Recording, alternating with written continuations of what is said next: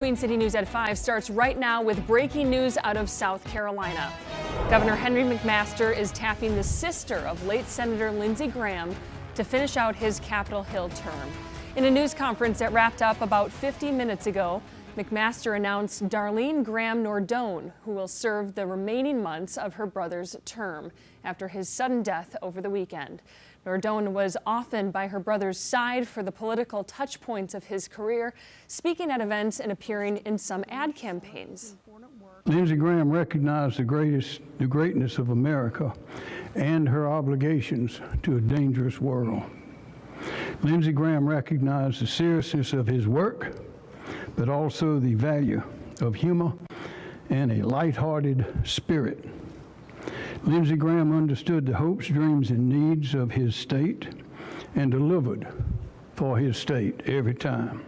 Today, under the law, it's my duty and honor to name someone to serve in the place of this irresistible man, this irreplaceable man, this extraordinary man for the remainder of his term.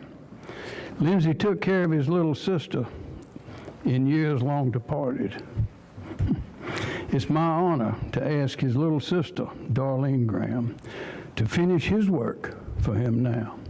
I think this is what Lindsey would have wanted, and I plan to honor him in this way.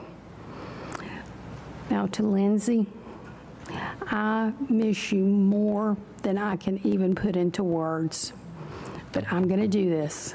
I got it. Thank you.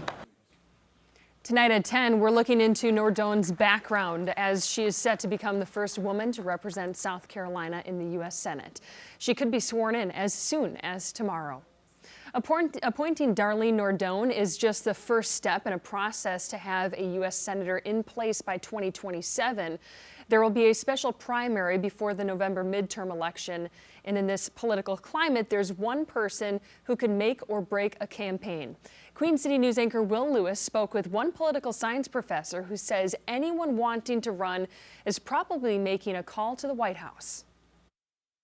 It's my honor to ask his little sister, Darline Graham, to finish his work for him now. This announcement by Governor Henry McMaster will take care of the next 6 months. This position would just simply get the position through till January 3rd when the new Congress is sworn in. But when it comes to who will replace the late U.S. Senator Lindsey Graham, that will be difficult to predict. I honestly think that there's probably at this point in time a lot of lobbying directed to 1600 Pennsylvania Avenue to try and get that coveted Trump endorsement. The filing period for a special primary starts July 21st and ends on July 28th. The special primary election will be on August 11th, and the general election will be on November 3rd.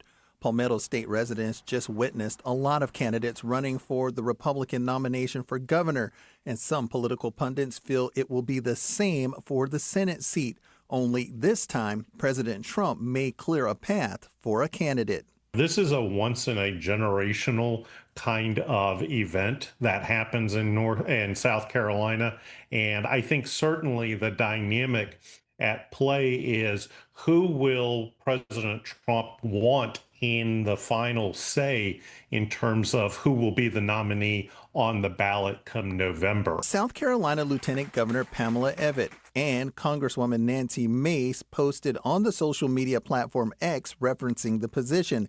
And there could even be an outside chance South Carolina Attorney General Alan Wilson, who just won the Republican nomination for governor, may jump in the Senate race. This is very much Trump's Republican Party, and he holds a power over who gets nominated, in this case, who might get appointed. Will Lewis, Queen City News.